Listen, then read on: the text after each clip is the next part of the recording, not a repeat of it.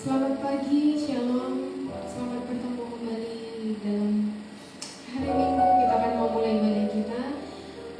Untuk Bapak Ibu yang mengikuti live streaming, mari sama-sama kita mau datang sama Tuhan supaya kita tetap merasakan Tuhan.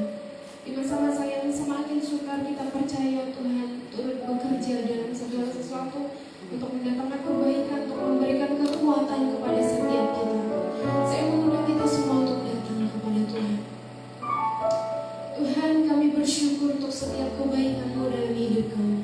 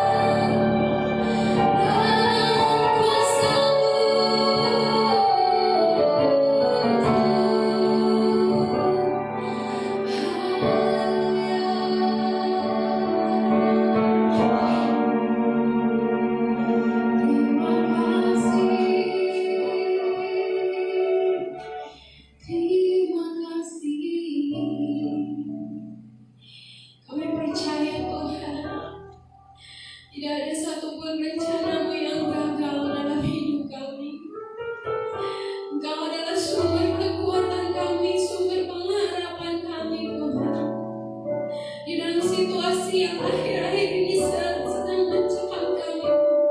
Tapi kami percaya perisai-Mu melindungi setiap orang yang berharap kepadamu Tuhan.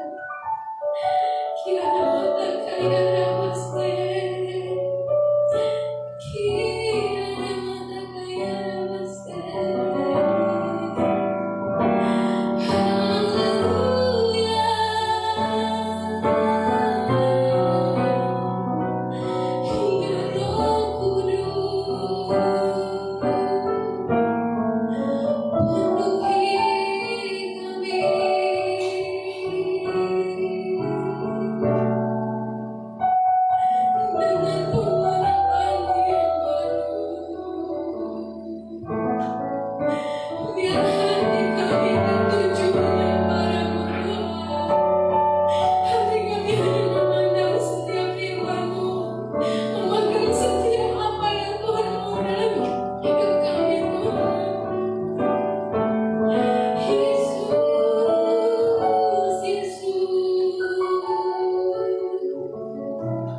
Mari Bapak Ibu saudara-saudara kita mau berseru kepada Tuhan.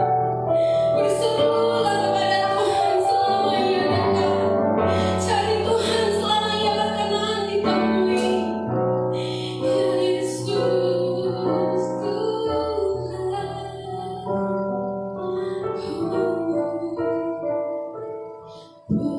penolong ku hanyalah dirimu, penghibur ku hanya Engkau Bapakku, selalu menyertai hidupku. Kau Bapakku yang penolong.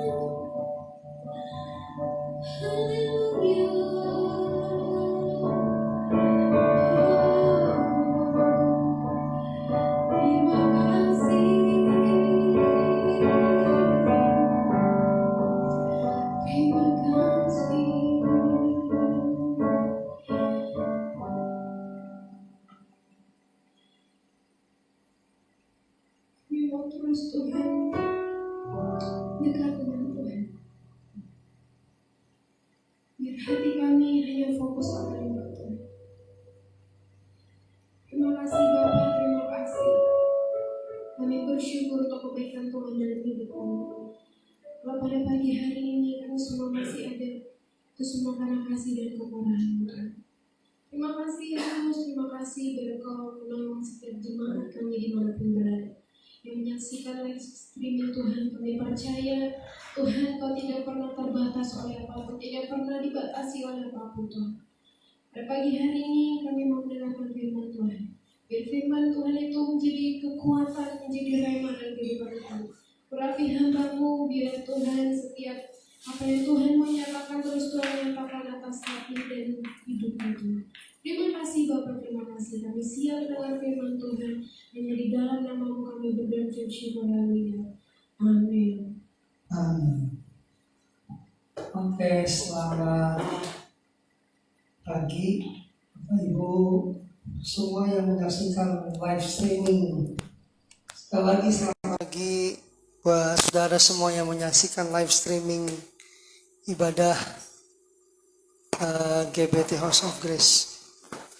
Selama beberapa minggu ke depan kita akan mengadakan live streaming ya, ibadah live streaming sesuai dengan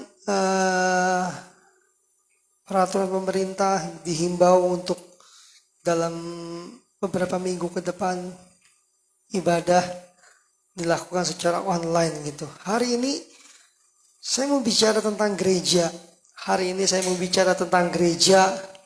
Saudara, seringkali mungkin tidak terbiasa ya. Biasa kita ibadah di gereja, biasa ibadah di gedung gitu kan. Tiba-tiba kita semua harus dirumahkan gitu. Ibadah dari rumah secara online.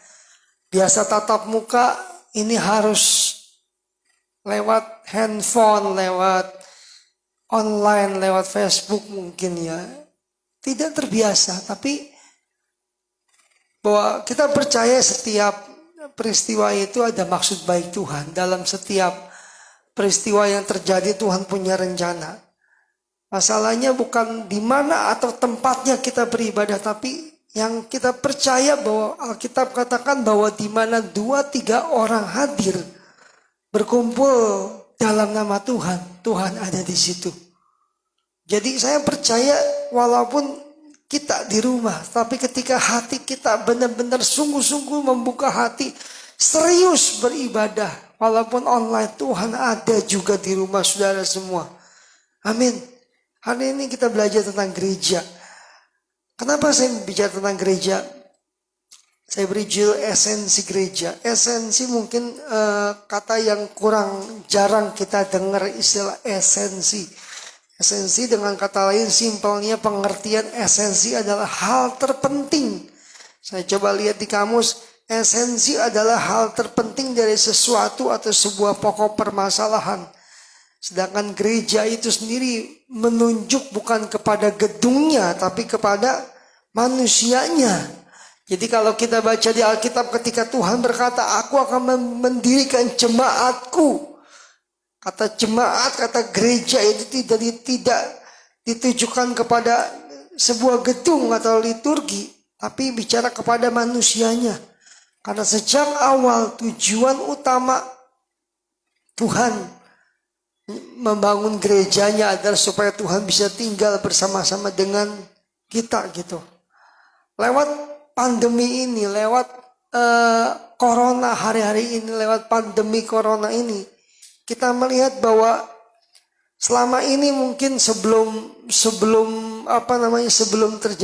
ada wabah pandemi ini, banyak gereja lebih menekankan kepada fashion show-nya mungkin, kepada entertain-nya, kepada musiknya, kepada lighting dan atau gedung gerejanya, apalagi di daerah tertentu di mana gedung gereja lebih difokuskan gitu daripada manusianya. Tapi lewat pandemi COVID ini kita belajar bahwa esensi gereja, hal terpenting dari gereja bukanlah gedungnya, bukanlah liturginya, tapi bicara kehadiran Tuhan. Hal terpenting dari gereja adalah kehadiran Tuhan.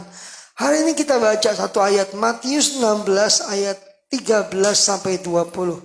Matius 16 ayat 13 sampai 20. Saya bacakan. Dalam Bapak Ibu yang di rumah bisa buka Alkitab juga, bisa baca sama-sama dengan saya. Kita baca Matius 16 ayat 13 sampai 20. Setelah Yesus tiba di Kaisarea, di daerah Kaisarea Filipi, ia bertanya kepada murid-muridnya, kata orang, siapakah anak manusia itu? Jawab mereka, ada yang mengatakan Yohanes Pembaptis, ada juga yang mengatakan Elia, dan ada pula yang mengatakan Yeremia atau salah seorang dari para nabi. Lalu Yesus bertanya kepada mereka, tetapi apa katamu, siapakah aku ini? Maka jawab Simon Petrus, engkau adalah Mesias, anak Allah yang hidup. Kata Yesus kepadanya, berbahagialah engkau Simon bin Yunus, sebab bukan manusia yang menyatakan itu kepadamu, melainkan Bapakku yang di sorga. Dan aku berkata kepadamu, engkau adalah Petrus, dan di atas batu karang ini aku akan mendirikan jemaatku, dan alam maut tidak akan menguasainya. Kepadamu akan kuberikan kunci kerajaan surga. Apa yang kau ikat di dunia ini akan terikat di sorga, dan apa yang kau lepaskan di dunia ini akan terlepas di sorga. Lalu Yesus melarang murid-muridnya memberitahukan, supaya jangan memberitahukan kepada siapapun bahwa ia Mesias. Kalau kita belajar, biasa kalau di sekolah, kalau kita masih sekolah, biasa guru itu seringkali mengadakan namanya ujian mendadak. Dalam sekolah, dalam dunia sekolah mungkin kita masih ingat, seringkali guru itu seringkali memberikan ulangan mendadak. Dan tujuannya adalah untuk mengetahui seberapa seriusnya murid itu menyimak, seberapa seriusnya murid itu mengikuti proses belajar, menangkap materi pelajaran gurunya. Hari itu dalam ayat yang ke-16 ini, ayat ke-13, ayat 14, Yesus bertanya kepada murid-muridnya, ayat 13, kata orang, siapakah anak manusia itu? Siapakah aku ini? Kata orang. Murid-murid berkata, oh, orang-orang bilang, ada yang bilang engkau Elia, ada yang bilang engkau Yohanes Pembaptis dan nabi-nabi. Semua orang berkata, menurut apa kata orang? Kemudian Tuhan bertanya, menurut kamu siapa aku ini? Petrus jawab, engkau adalah Mesias. Yang kita belajar yang pertama, hal terpenting dari sebuah gereja yang pertama, esensi atau hal terpenting dari gereja. Kita baca ayat 18-nya. Saya baca ayat 18-nya. Ayat 18. Dan aku pun berkata kepadamu, engkau adalah Petrus, dan di atas batu karang ini, ayat 18, aku akan mendirikan jemaatku, dan alam maut tidak akan menguasainya. Tuhan berkata, di atas batu karang ini, artinya di atas dasar yang pertama kita belajar bahwa esensi atau hal terpenting dari sebuah gereja adalah yang pertama, mengenal Tuhan secara pribadi. Mengenal Tuhan secara pribadi. Tuhan berkata, di atas batu karang ini, di atas dasar pengenalan akan Tuhan secara pribadi, aku akan mendirikan jemaatku. Bukan dari apa kata orang. Ayub pernah berkata begini. Ayub dalam kitab Ayub berkata bahwa Ayub 42 berkata, hanya dari kata orang saja aku mendengar tentang engkau, tetapi sekarang mataku sendiri melihat, memandang engkau. Ayub selama ini hanya mengenal Tuhan, dia tahu banyak tentang Tuhan. Tapi hari itu ketika dia mengalami Tuhan, dia berkata, sekarang aku mengalami Tuhan. Aku kenal Tuhan secara pribadi. Selama ini aku cuma tahu saja tentang Tuhan. Mungkin banyak orang hari ini ke gereja, rajin ibadah, tapi sebenarnya tidak mengenal Tuhan secara pribadi. Kenapa? Karena selama ini apa? Tidak ada hubungan yang dekat sama Tuhan. Dalam Matius 22 Yesus berkata, kasihilah Tuhan Allahmu. Kita bisa mengasihi Tuhan kalau kita mengenal Tuhan secara pribadi. Bukan dari apa kata orang. Saya bersyukur ya, lewat pandemi ini, mau tidak mau kita semua jemaat Tuhan, tanda kutip mungkin dipaksa sama Tuhan untuk belajar namanya membangun hubungan Tuhan secara pribadi. Mau tidak mau kita harus belajar namanya bertumbuh dalam firman secara pribadi. Bukan dari apa kata orang, tapi mengalami Tuhan langsung. Mengalami Tuhan langsung secara pribadi.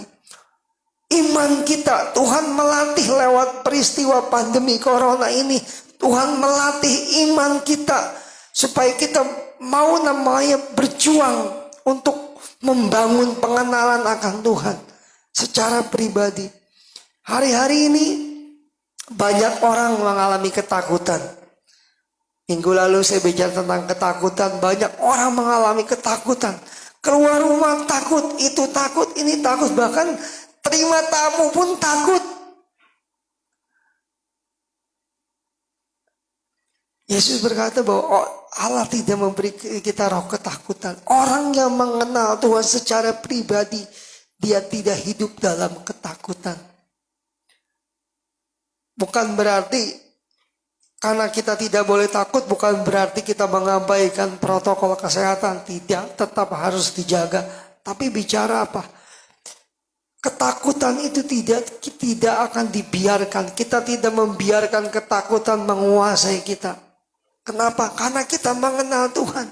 Ketika semua orang dalam kitab Samuel, ketika Saul berperang melawan Goliat, ketika semua orang mengalami ketakutan, hanya Daud seorang diri yang berani menghadapi Goliat. Kenapa? Karena dia mengenal Tuhan secara pribadi. Ketika Daud berhadapan dengan Goliat, Daud berkata, engkau mendatangi aku dengan tombak, aku mendatangi Tuhan, engkau dengan nama Tuhan semesta alam. Kenapa? Karena Daud kenal Tuhan, Allah di pihaknya.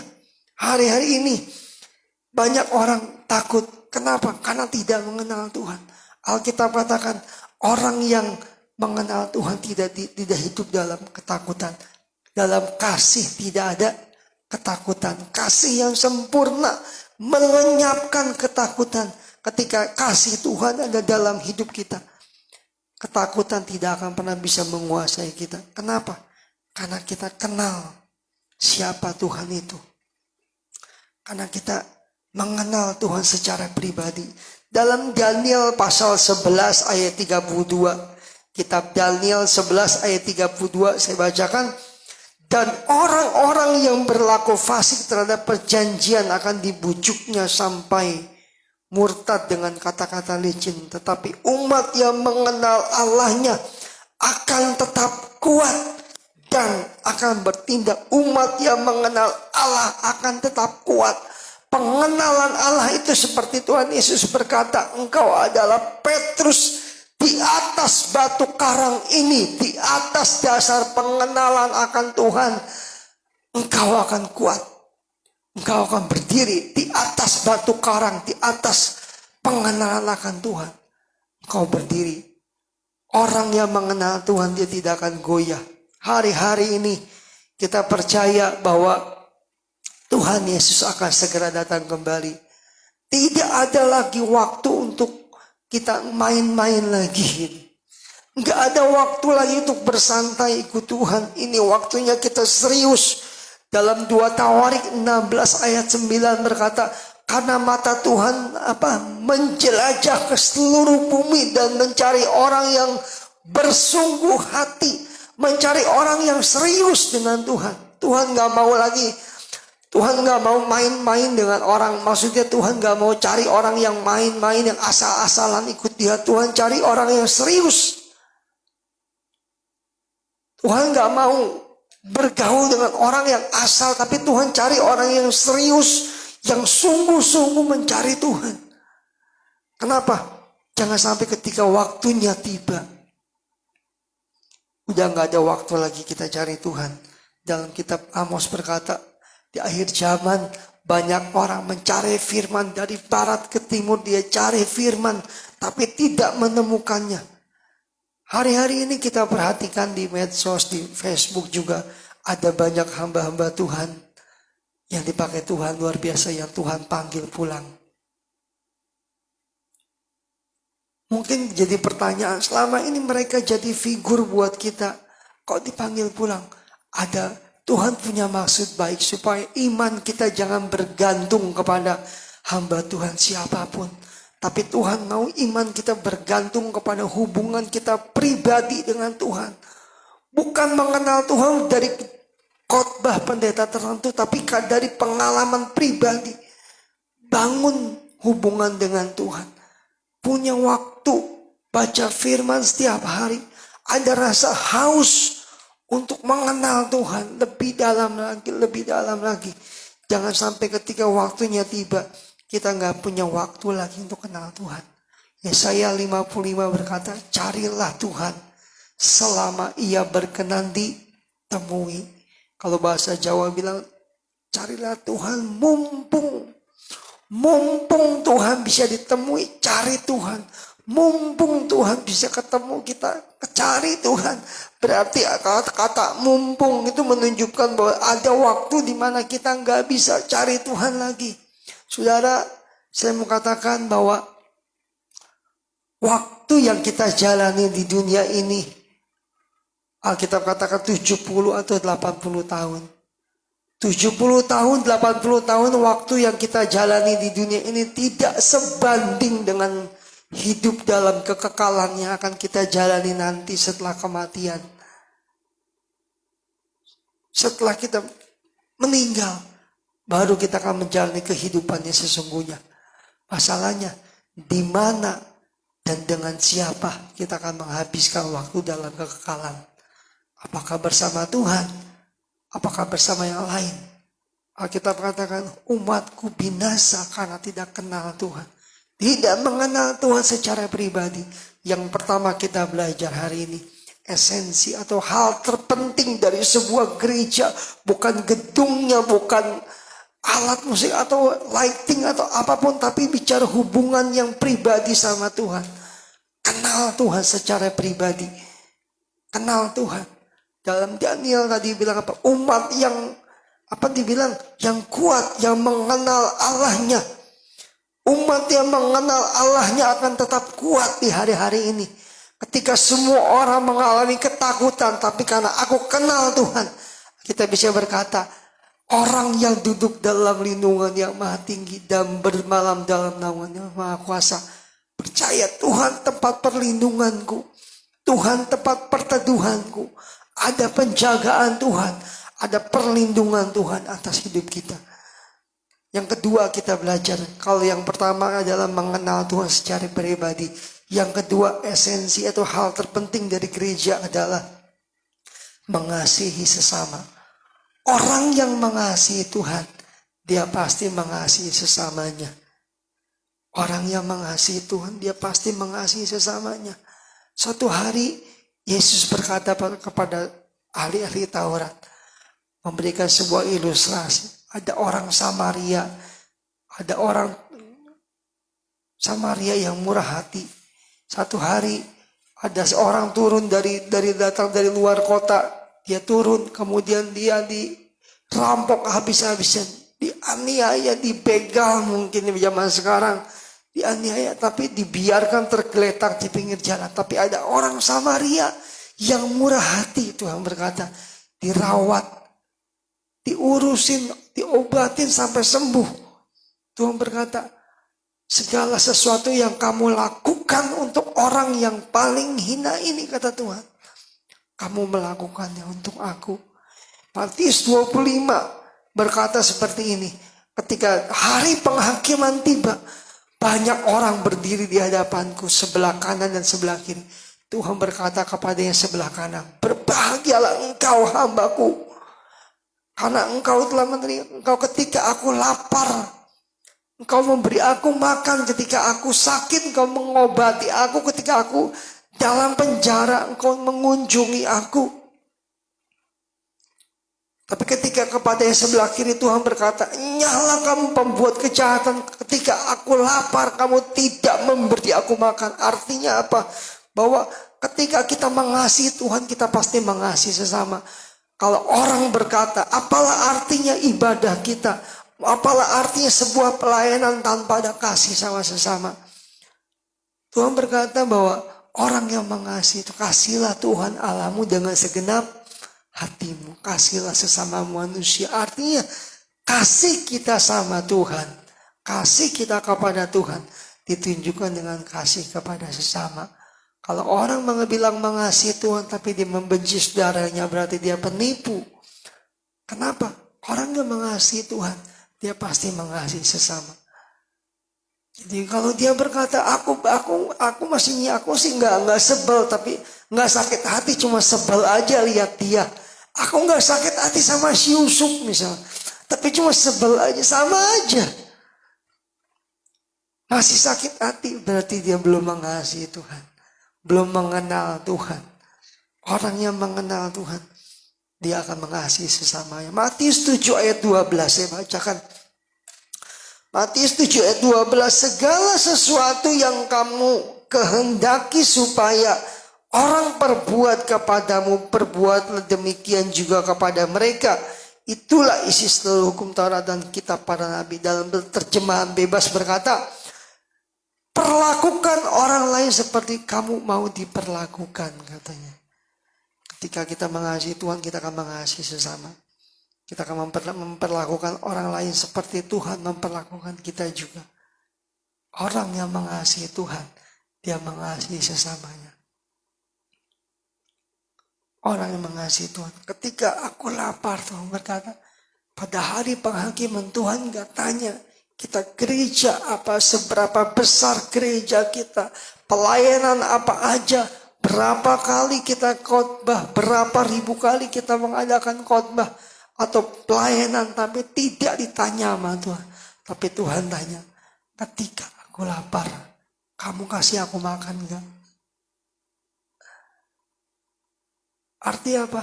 Tuhan mau mengajarkan kita untuk kita berbagi kepada sesama, mengasihi sesama. Tuhan berkata, orang yang mengasihi sesamanya. Kenapa? Setiap perbuatan baik kita akan diperhitungkan oleh Tuhan. Dan satu saat nanti ketika kita pulang ke surga, Tuhan berkata, kita akan menerima upahnya, upah dari kebaikan kita. Hari-hari ini, ayo, mulai kita belajar praktek kasih sama sesama. Tuhan berkata, segelas air putih saja yang kamu berikan kepada orang yang paling hina ini, Tuhan berkata, itu tidak akan kehilangan upahnya. Mungkin kita lihat ya cuma satu gelas aqua aja kita kasih sama orang lain. Tapi buat Tuhan itu diperhitungkan dan tidak kehilangan upahnya, kata Tuhan. Dan Tuhan memperhitungkan. Saya percaya dua hal ini kita belajar hari ini. Esensi gereja, hal terpenting dari gereja. Yang pertama adalah mengenal Tuhan secara pribadi. Yang kedua, kita belajar orang yang mengenal Tuhan, dia akan namanya mengasihi sesamanya. Pastikan ketika Tuhan panggil kita, didapati kita sungguh-sungguh sama Tuhan. Saya sering berkata kepada istri saya bahwa yang terpenting itu apa? Ketika Tuhan panggil kita pulang, didapati kita ini sedang sungguh-sungguh sama Tuhan. Tapi celakalah ketika Tuhan panggil kita, didapati Tuhan kita tidak sedang setia. Mungkin sedang ngayap ke tempat lain. Mungkin sedang jalan-jalan naik mobilnya dia nggak ikut. Sementara ibadah dia cuma laporan aja, yang screenshot aja gitu ibadahnya. Gitu kan. Tapi saya percaya, ayo sungguh-sungguh sama Tuhan. Selagi masih ada waktu, selagi masih ada kesempatan, serius dengan Tuhan. Tidak ada waktu untuk santai, tidak ada waktu untuk main-main lagi. Ketika Tuhan panggil kita, didapati Tuhan setia. Amin. Tuhan Yesus memberkati kita semua. Saya serahkan kembali. Oh iya, kita akan ambil bagian dari perjamuan kudus, saudara. Yang di rumah bisa mempersiapkan roti dan anggurnya. Kemudian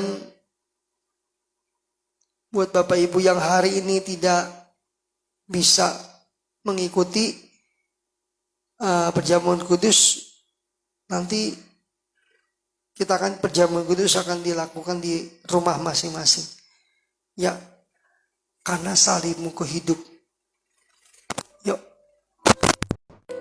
mari, Handomo, yang di dalam gereja pun bisa membagikan. Handomo, dibagikan. Ayo, cepat.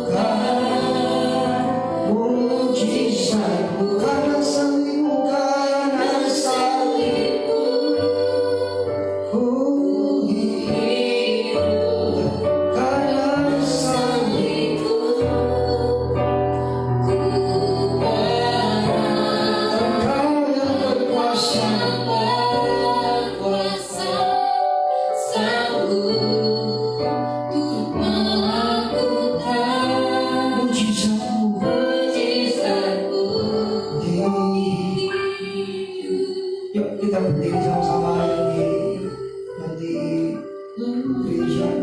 Kita akan roti dengan tangan-tangan kita. Saya bacakan firman Tuhan.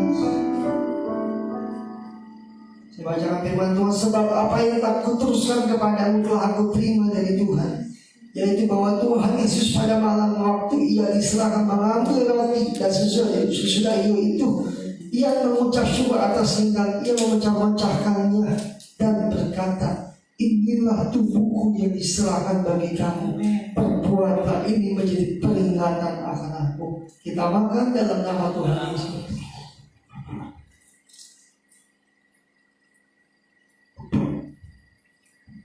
Kita bacakan. Jadi saya bacakan, demikian juga ia mengambil cawan sesudah makan lalu berkata, cawan ini adalah perjanjian baru yang dimeteraikan oleh darahku.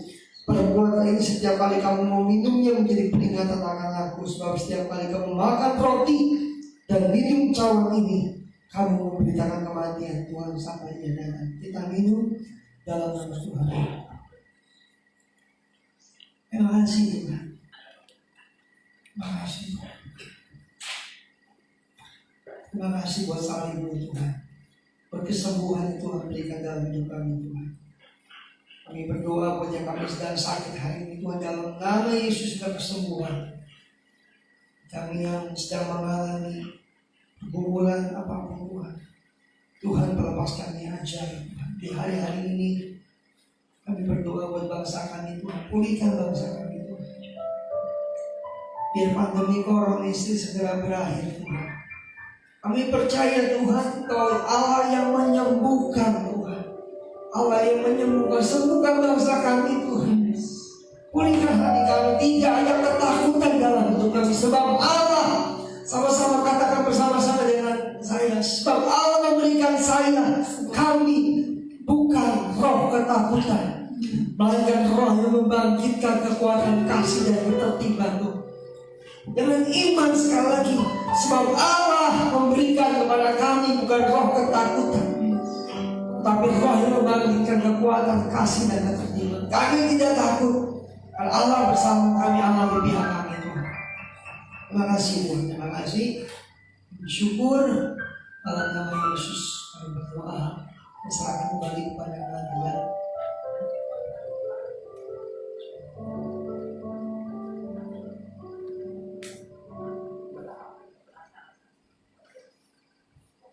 Terima kasih untuk firman-Nya. Saya percaya dimanapun kita berada, kita diberkati oleh firman Tuhan. Dan biarlah semakin hari iman kita sama-sama semakin bertumbuh. Dan untuk yang jemaat yang menyaksikan live streaming di rumah, tetap semangat, bersama-sama kita menjaga kesehatan, biar kita juga terus dalam tali kasih Tuhan. Untuk pengumumannya adalah yang hari ini tidak atau belum mengikuti perjamuan kudus, nanti boleh menghubungi Bapak Gembala, akan ada perjamuan kudus ke rumah-rumah. Jadi kita nanti akan melayani Bapak Ibu yang belum perjamuan kudus hari ini atau belum melakukannya, nanti boleh menghubungi Bapak Gembala atau pengerja gereja supaya kita datang ke rumah Bapak Ibu untuk mengadakan perjamuan kudus. Lalu yang berikutnya adalah untuk persembahan gerakan 2000 yang sudah sama-sama kita laksanakan dan kita komitmen bersama agar sama-sama tetap konsisten, Bapak Ibu, saudara-saudara dimanapun kita berada. Gerakan 2000 persepuluhan, persembahan, karena kita tidak ada ibadah dan beberapa waktu ke depan, nanti boleh ditransfer ke rekening yang sudah diumumkan di grup gereja. Nanti mungkin kalau ada pertanyaan boleh bertanya atau di WhatsApp-kan saja. Kita akan menutup ibadah kita. Kita angkat satu lagu pujian, Besar Anugerah. Karena Engkau sungguh besar dalam hidup kami Tuhan, maka kami tidak akan takut dengan apapun, karena Yesus Engkau sungguh besar dalam hidup kami. Mari sama-sama kita katakan besar anugerah. Besar